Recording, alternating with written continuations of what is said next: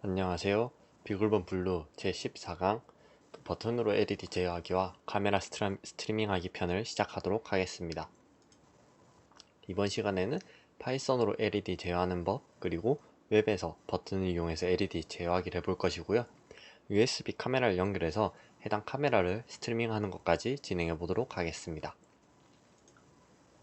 요구사항으로는 이제 윈도우스 10에서 진행이 되고 비글본 블루와 마이크로 USB 케이블이 필요합니다. USB 카메라가 사용을 할 건데요. USB 카메라 외에 9에서 12V 배럴잭으로 전원 공급 가능한 어댑터가 있으면 좋습니다.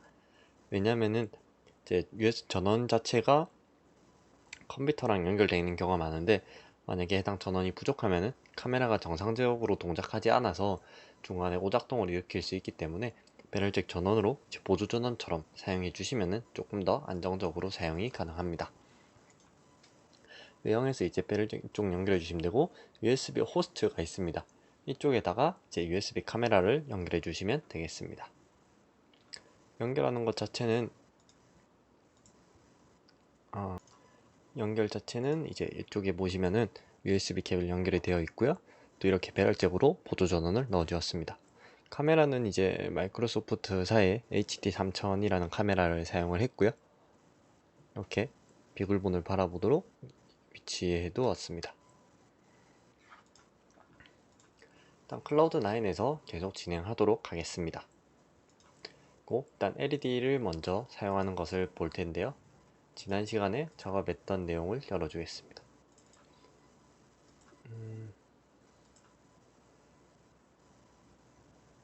네, 버튼 테스트.py에서 그냥 진행하도록 하겠습니다. 이 위에 rc 파일을 그대로 사용할 수 하면 되고요. import rcpy.led as rc_led로 해줍니다. 그리고 여기서 이제 버튼에 따른 상태들을 두었는데, 이거를 그대로 복사해서 if 모드가 pressed 상태면은 rc led의 red가 빨간색 led에 해당합니다. 레드 버튼을 ON으로 해주고, else 그러니까 눌러지지 않은 상태, 손을 뗀 상태란 거죠. 그러면은 rc_led.led.off로 해줍니다. 그리고 이 다음에는 퍼즈 버튼으로 그린 LED를 제어해 보겠습니다. 이쪽은 pressed라고 하면은 rcled.green.toggle이라는 함수를 사용하겠습니다. 일단 타임슬립은 지워주고요. 그러니까 눌리면은 그러니까 ON이면 OFF로, OFF면 ON으로 바꿔주겠다는 의미가 되겠습니다. 저장을 하고 버튼 테스트를 실행해 주겠습니다. 그러면은 이제 여기서 버튼을 누른다 하면은 빨간색은 이제 이쪽 위에 누르고 있을 때만 이렇게 제대로 안 보이네요. 이렇게 누르고 있을 때만 빨간색 LED가 나올 거고요. 초록색은 이제 눌리는 동안 계속 바뀌니까 매우 빠른 시간 바뀔 겁니다. 이제 잘 누르면은 켰다 껐다가 가능한 걸 볼 수 있습니다. 일단 꺼둔 상태로 프로그램을 종료해 주고요. 이렇게 LED를 파이썬을 사용하면은 RC 파일을 쓰면 간단하게 제어가 가능합니다. 그럼 이거를 이제 HTML과 파이썬 플라스크 쪽에서 제어를 해볼 텐데요. hello.py를 열어주고 여기 밑에 import rcpy.led as rc_led로 넣어주겠습니다. 일단 이렇게만 넣어주고 HTML 파일을 열어서 템플릿 안에 여기를 열어서 버튼을 추가해 주겠습니다. 제가 버튼을 여기 이렇게 만들어 보긴 했는데요. 일단 이거 놔두고 여기 밑에 내용이 좀 지저분해지는 느낌도 있지만 전체적인 걸 보기 위해서 밑에다가 추가해 주겠습니다. 버튼으로 지정해 주면 되고요. 타입은 버튼입니다. 그리고 onClick이라는 걸 추가해 줄 텐데요. onClick이라는 거는 만약에 이 버튼이 눌렸을 때 어떤 동작을 할 건지에 대한 내용입니다. 그러면 이쪽은 LED 1 괄호 열고 닫고를 해주고요. 이 사이에는 LED 1이라고 적어주겠습니다. 그러면 LED 1이라는 버튼이 생기고, 이 버튼을 누르면 LED 1이라는 함수가 실행이 됩니다. 여기 함수는 이 밑에 자바스크립트에 지정이 되어 있을 겁니다. 그리고 이걸 복사해서 여기 밑에 LED2라는 걸 만들어 주겠습니다. 이쪽에 밸류 업데이트는 뭐 계속 되고 있을 건데요. 일단 이걸 잠시 꺼둔 뒤 세트 인터벌을 끄면은 이 함수도 실행이 안 되겠죠. 펑션 LED1을 만들어 주도록 하겠습니다. 이 LED1 안에 들어갈 내용은 이제 포스트 리퀘스트를 보낼 건데요. 일단 저희가 포스트 리퀘스트를 보내기 전에 HTTP 메소드라는 거를 한번 살펴보겠습니다. HTTP 메소드는 이제 HTTP 요청을 하는 여러 종류들이 있는데요. 저희가 아까 여기서 보면은 플라스크 실행을 안 했었네요. 한번 실행을 시켜 보겠습니다. 3 hello.py를 실행해 주고요. 그래서 페이지를 실행하면은 이렇게 나올 것입니다. 그럼 여기에 get이라고 나오는 게 있습니다. 이 get이 여기에 HTTP 요청의 메소드, HTTP 메소드에 해당합니다. 뭐 get이나 post, put, delete 등등 여러가지 작게는 4개, 크게는 7개 정도가 있다고 하는데요. 보통 7개를 다 사용하진 않고 주로 사용하는 게 get, post, put, delete 이렇게 4개 정도가 있습니다. get 같은 경우는 주로 이제 데이터를 가져올 때, 말 그대로 가져올 때 get이죠 의미하고요. delete는 데이터를 지울 때 사용을 합니다. 그리고 post와 put은 좀 비슷하게 사용이 되기도 하는데요. 두 개 다 데이터를 뭔가 전송할 수 있다는 점에서는 비슷하지만은 post는 데이터를 쓸 때, 그러니까 이 데이터가 어떤 건지 몰라도 내가 일단 데이터를 쓰겠다, 그런 데서 좀 많이 사용을 하고요. put은 이제 데이터를 수정할 때라고도 말을 많이 합니다. 정확하게 말하면 post는 이게 뭔지 모르겠는데 일단 난 데이터를 보낸다 하는 식이 있지만, put이라면 식별자, 그러니까 나는 LED 2번에다가 이 데이터를 보낸다, 그런 식으로 식별자를 필요로 하는 특성이 있습니다. 그래서 식별자가 있으니까 수정을 할 수 있다라는 의미로 많이 쓰이고요. 물론 식별자가 반드시 존재한다는 보장은 없습니다. 자, 아무튼 이쪽에서 이제 post라는 요청을 사용해 볼 것입니다. 여기에서 post 요청은 그냥 이렇게 달러 표시를 하고, 달러 표시는 참고로 jQuery 저희가 선언했었죠. 이 jQuery를 의미하는 약자입니다. jQuery로 post라고 써주면 되고요. 쓰는 거는 크게 URL 데이터 success 데이터 타입이 있습니다. 여기 보시면은 URL은 스트링이고 데이터는 뭐 따로 지정되어 있지 않고요. success는 fn 이제 펑션 형태라는 걸 의미합니다. 그리고 데이터 타입은 스트링이 되겠습니다.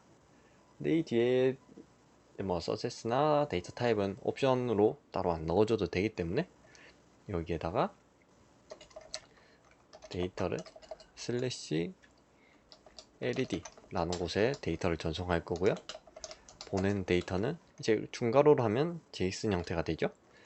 LED는 1번 LED가 눌러졌다 라는 의미로 사용하겠습니다. 세미콜론까지 찍어주고요. LED 1번이 됐으니까 LED 2번도 같이 해서 여기 데이터만 2번으로 바꿔주는 것으로 하겠습니다. 그러면은 이제 포스트 요청을 계속 보낼 거고요. 이쪽에도 이 포스트 요청을 받기 위해서 수정을 해주겠습니다. 일단 요청을 받기 위해서는 플라스크의 기능이 하나 더 필요한데요. from flask import request 라는 항목이 있습니다. 그리고 root, 아까 루트를 저희가 LED로 해주었죠. LED라는 걸 하나 만들고 메소드를 지정해 줍니다. 메소드는 post로 받겠다는 의미고요. LED라는 함수를 만들어 주겠습니다.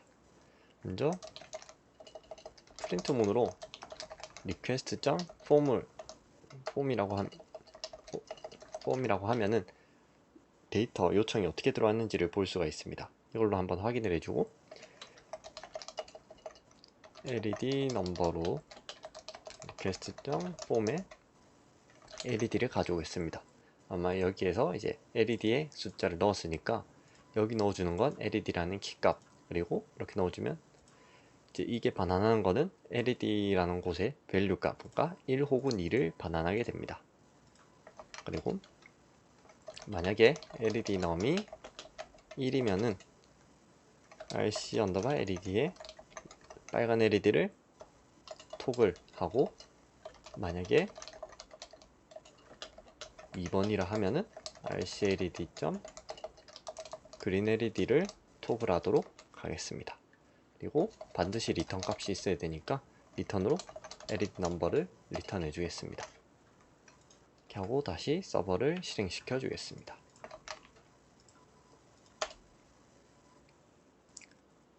이렇게 해서 보면은 이제 LED 1, 2 이렇게 두 개가 생긴 것을 볼 수가 있고요. 이쪽엔 get 요청이 들어가고 있습니다. 이게 LED 1이나 2를 누른다 하면은 여기 포스트란 형태로 LED 쪽에 요청이 왔다 되어 있고요. 프린트 리퀘스트 폼은 이제 immutable multi dictionary, 이제 제이슨을 파이썬에선 딕셔너리 형태로 비슷하게 처리가 가능해서 이렇게 나온 것입니다. 그래서 LED에 1 혹은 LED에 2가 들어왔다는 것이 있습니다.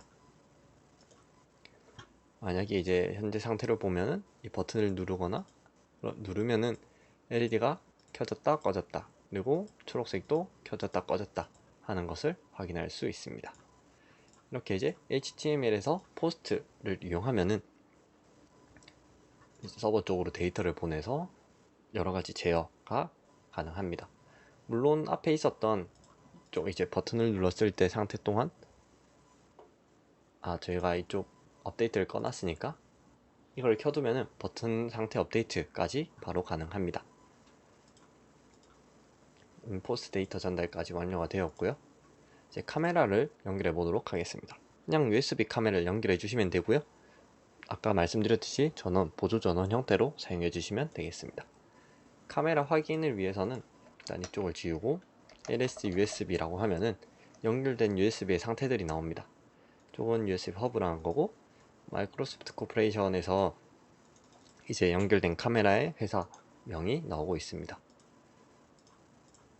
이쪽에서 이제 탭으로 이동해서 일단 이쪽은 그대로 두고 새 창에서 이동하겠습니다. ls 비디오 슬래시를 하면은 비디오가 현재 어디 연결되어 있는지를 알 수 있습니다. 저는 2번과 3번으로 나오는데요. 일단 이거의 각각 상태를 살펴보겠습니다. 여기서 v4l2-ctl 이란 명령어를 사용할 건데요. CLI로 이제 카메라들의 상태를 확인하거나 테스트를 할 수 있는 프로그램입니다. 리스트 포맷이라고 하면은 이게 0번부터 카운트를 하기 때문에 지금 이렇게 나오는데, 그냥 이걸로 바로 확인해 보겠습니다.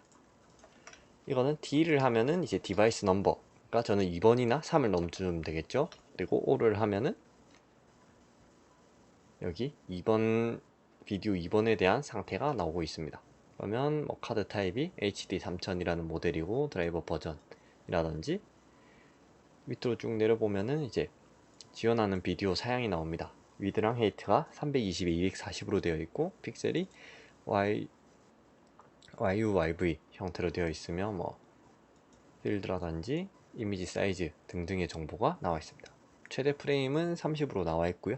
물론 이걸 수정할 수도 있지만은 일단 기본 상태에서 바로 사용해 보겠습니다. 또 3번의 상태를 한번 알아보면, 쪽은 이제 뭐 HD3000이라고 나오는데 지금 사용할 수 있는 게 없다고 나오죠. 그럼 실질적으로 사용하기 위해서는 2번 디바이스를 사용해야 한다는 것을 알 수 있습니다. 카메라 정보를 확인해 봤고요.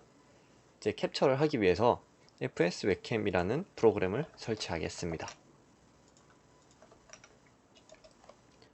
저 같은 경우는 이제 미리 설치가 되어 있으니까 따로 설치가 진행되진 않을 건데, apt-get을 쓰면은 이제 중간에 Y를 눌러서 설치해 주시면 되겠습니다. 다음 이 명령으로 캡처를 진행해 보겠습니다. 순서대로 알아보면 이제 fs 웹캠의 명령이고, R은 레졸루션, 그러니까 해상도 의미입니다. 320에 240, 꽤 작은 해상도긴 한데 일단 빠르게 진행하기 위해서 이렇게 해줬고요. D는 디바이스를 의미합니다. 아까 2번을 사용해야 한다 했으니까 대부에 비디오 2번으로 해주고, test.jpg는 이제 캡처한 이미지를 어떻게 저장할 건지에 해당합니다. 캠을 세팅한 뒤 이제 캡처를 해주면은 이미 파일이 존재해서 대부 폴더 자체가 이제 쓰는 권한이 수도 권한이 필요하다 보니까 저렇게 나온 것이고요. 이쪽에서 이제 진행해 주겠습니다. 그러면은 뭔가 캡처가 진행되었다는 걸 알 수 있고요. ls 보면은 test.jpg가 있습니다. 이걸 클릭해서 오픈을 하면은 이렇게 카메라를 볼 수 있습니다. UTC 기준 이제 날짜를 이렇게 촬영 날짜를 볼 수 있고요. 일단 이렇게 카메라 사용이 가능한 것을 확인하였습니다. 만약에 색이 너무 초록색으로 나온다거나 지금도 이 음영이 살짝 다른 것을 알 수 있는데, 이런 경우는 이제 보통 전원이 부족한 경우가 대부분이니까 초록색이면 거의 전원이 부족한 경우라서 전원을 연결해 주시면 되겠습니다. 이렇게 캡처 가능한 것을 알아보았고요. 오픈CV를 설치해 주도록 하겠습니다. 이제 오픈CV 기본 라이브러리도 설치 안 돼 있는 게 많아 가지고 시간이 조금 걸릴 수 있는데요. 업데이트를 제일 먼저 진행해 주고요. 참고로 이 과정은 시간이 조금 걸릴 수도 있는데, 한번 설치해 두면은 오픈CV를 사용한 프로젝트를 계속 할 수 있으니까, 이게 다른 누락된 라이브러리들이 이제 기본 설치 안 된 라이브러리들이 좀 많아서 설치해 줄 내용이 라즈베리파이나 다른 보드에 비해서 좀 많은 편에 속합니다. 업데이트를 제일 먼저 진행해 주시면 되고요. 업데이트는 이제 내가 설치할 수 있는 패키지 목록을 가져오는 과정입니다. 업데이트, 업그레이드가 같이 하는 경우가 많은데, 업데이트는 목록을 가져오고, 업그레이드는 만약에 버전 올릴 수 있는 게 있으면은 버전 업그레이드를 진행하는 것을 의미합니다. 그리고 이 라이브러리들을 하나씩 다 설치해 주시면 되겠습니다. 저 같은 경우는 이제 기존에 다 설치가 되어 있는 상태라서 따로 진행은 안 될 거고요. 해당 부분에 대해서는 잠깐 멈추고 보셔도 되고, 아니면은 GitHub 잠깐 멈추신 다음에 타이핑 하시는 것을 권장드립니다. 혹은 이거는 제가 나중에 따로 GitHub 주소로 해서 설치할 수 있는 경로와 소스 코드를 제공해 드리도록 하겠습니다. 이쪽 라이브러리를 설치해 주시면 되고, 이제 자스퍼가 필요한데, 자스퍼는 지금 업데이트에서 내용을 가져올 수가 없어서 별도 빌드 형식으로 설치해 주셔야 합니다. git 클론을 해서 자스퍼를 가져오고, 자스퍼로 이동한 뒤 cmake로 이제 cmake와 make, 그리고 make 인스톨로 설치를 진행해 주시면 됩니다. 그리고 설치가 다 완료되면은 로컬에 있는 거를 이제 라이브러리 쪽으로 옮겨줘서 오픈CV에서 인식할 수 있도록 링크해주는 과정까지 해주시면 되겠습니다. 마지막으로 오픈CV를 설치해 줄 건데요. 제일 최신 버전은 4.1.1 버전대인데, 해당 버전대에 이제 버그가 있어가지고 4.1.0.25 버전으로 설치해 주시면 되겠습니다. 설치하실 때는 반드시 수도 권한으로 할 필요는 없지만은, 가급적이면 수도 권한으로 해주는 게 나중에 따로 패키지 관리 같은 걸 하시는 게 아니라면은 좀 편하게 사용 가능하니까 보드에서는 수도 권한으로 설치해 주고 있습니다. 그럼 오픈CV를 이용해서 한번 카메라 데이터를 읽어보도록 하겠습니다. 여기서 새 파일을 만들어 주고요. camtest.py라고 해주겠습니다. camtest.py 자체에는 이제 import cv2를 가져오고요. 버튼 왜 나오지? cv2에 비디오 캡처 장치를 연결해 줍니다. 경로는 이제 비디오 2가 되어 있을 거고요. 프레임에 이제 설정을 해줄 건데요. cv2에 cap prop frame width 라고 해주고 320을 넣어줍니다.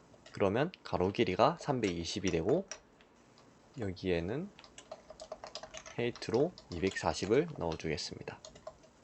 이러면 이제 비디오 캡처 하는데 위드 320, 높이 240 프레임으로 픽셀로 하겠다는 의미가 되고요. 프레임 캡점 리드, 이제 이미지를 읽어드리는 상태가 되고, 이미지를 한번 써보도록 하겠습니다. test.jpg로 쓸 거고요. 여기 파일에 들어갈 데이터는 여기 위에서 읽은 이 프레임 데이터입니다. 그리고 다 썼으면은 캡점 릴리즈로 이제 사용 중인 거를 다 해제해 줍니다. 이렇게 하고 이제 여기서 파이썬 3로 아까 오픈 CV 설치가 되셨다면 파이썬 3를 열고 import cv2를 한 다음에 print 그냥 cv2. 언더바 2개 버전 언더바 2개를 해주시면은 설치된 오픈 CV의 버전을 확인할 수 있습니다. 닫아준 뒤 파이썬 3 캠 테스트를 진행해 줍니다. 이제 실행 시간이 좀 오래 걸릴 수 있는데, 만약에 계속 이게 실행이 되고 있는 상태다 그러면은 아마 이쪽 리드 쪽에 문제가 있을 가능성이 있습니다. 만약에 카메라의 전원이 제대로 공급되지 않는 상태면은 리드 쪽에서 이제 프레임을 읽는데 시간이 엄청 오래 걸려서 거의 무한 루프처럼 될 수 있기 때문에 반드시 전원을 확인해 주시기 바랍니다. 이제 이미지가 바뀌었으니까 온디스크 이제 리로드 하겠냐 라는 의미인데요. 리로드를 하면은 아까 밑에 바가 사라진 걸 알 수 있죠. 이제 카메라가 오픈 CV를 이용해서 캡처됐다는 의미고요. 만약에 제가 손을 올려놓고 캡처를 진행하게 되면은 이게 리로드 되는데 시간은 살짝 걸리는데요.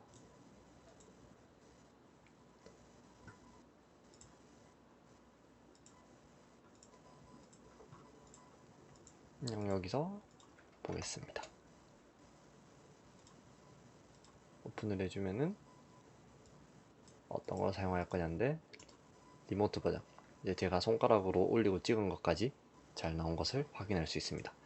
그러면 이것을 이제 HTML에서 볼 수가 있는데요. 여기 밑에 추가해 주도록 하겠습니다. br 태그로 줄바꿈을 해주고, 이미지를 가져온 거는 이미지 태그를 사용합니다. 이미지를 가져오고 소스는 이제 이쪽에 변수로 넣어줄 건데요. 이렇게 해주고 url 언더바 4 그리고 프레임이라고 넣어주겠습니다. 이러면은 저희가 이제 HTML을 해석해서 보여준다고 했죠. 그때 중괄호가 2개 있으면은 여기 위에 변수에 해당한다고 했고, 해당 변수는 url4 그러니까 괄호 닫는 게 필요하네요. 프레임이라는 URL로부터 데이터를 가져오겠다, 그거를 이미지의 소스로 사용하겠다 라는 의미가 됩니다. 이렇게만 사용하고 나머지는 이 플라스크 쪽에서 처리를 해주면은 이미지를 볼 수 있습니다.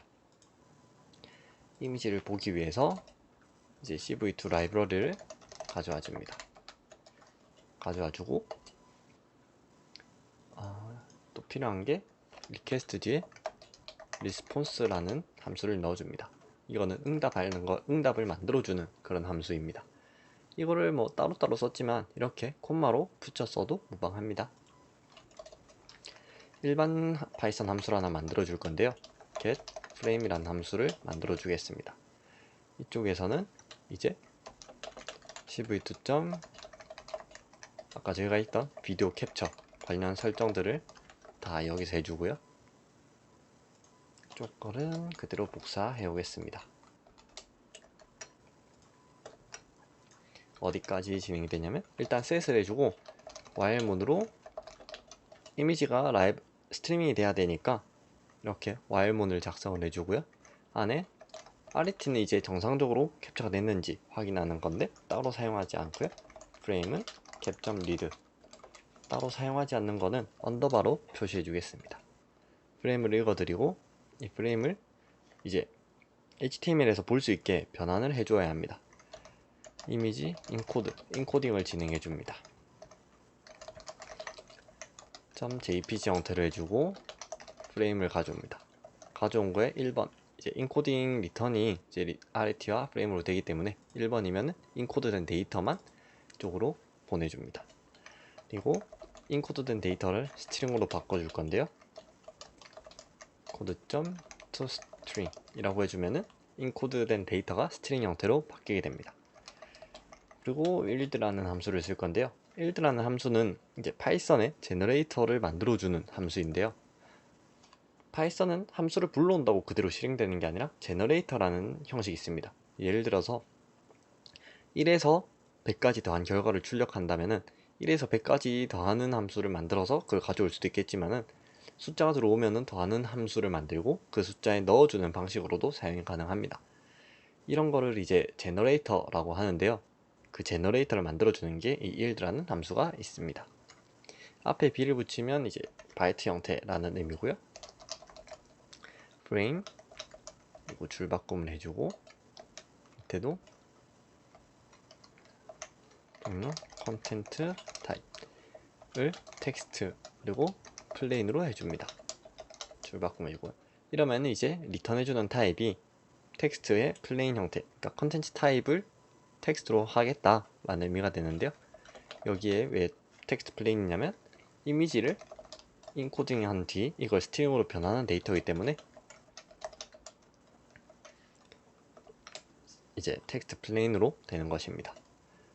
까지 완료되었으면 캡점 릴리즈까지 해주면은 완성입니다. 완성은 아니고요. 이제 이 이미지를 가져오는 주소를 또 만들어 줘야겠죠. 앱 루트는 슬래시 프레임으로 아까 해주고요. 여기서 프레임으로 만들었었죠. 그리고 밑에 define 프레임으로 함수를 만들고 리스폰스 함수로 응답을 만들어 줍니다. 리스폰스 해줄 데이터는 getFrame으로부터 가져오고요. 그리고 여기에 밈타입으로 multipart mixed replace 라고 적어주고 뒤에 바운더리는 프레임으로 묶여져 있다고 선언해 줍니다. 이러면은 이제 여기서는 텍스트 형태로 했는데 일단 밈타입 이건 이제 HTML의 표시 속성 중 하나입니다. 그 속성이 이제 믹스드 이제 섞여 있는 상태로 되어 있다 라는 의미가 되겠습니다. 그러면 프레임으로 요청을 받으면은 getFrame 함수를 받아서 이제 이미지를 yield니까 생성자가 되겠죠. 이미지 생성자를 만들고 그 생성자를 리스폰스로 해서 넘겨주는 형태가 되겠습니다. 여기서 이제 플라스크 서버를 실행해 주도록 하겠습니다. 저장을 다 해주고요. hello.py를 해주고 네, 여기서 실행해 주도록 하겠습니다. 그러면은 현재 카메라가 라이브로로 보여지고 있고요. 이렇게 보여지는 것을 알 수 있습니다. 실제로 손을 대보면은 두 개의 따로 지연되거나 하는 게 거의 없이 실시간으로 잘 나오는 것을 알 수 있습니다. 그 외에도 만약에 여기서 버튼 셋 인터벌까지 활성화 다 시킨다면은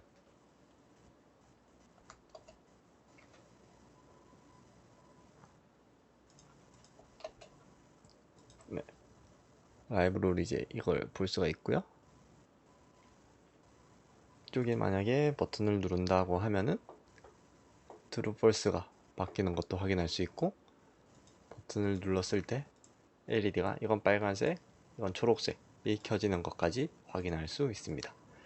이렇게 이제 웹상에서 여러가지 데이터를 보고 심지어 카메라를 연결해서 카메라 실시간 스트리밍까지 가능한 것을 확인하였습니다. 그럼 이것으로 제14강 웹에서 카메라 스트리밍 하기까지 마치도록 하겠습니다. 감사합니다.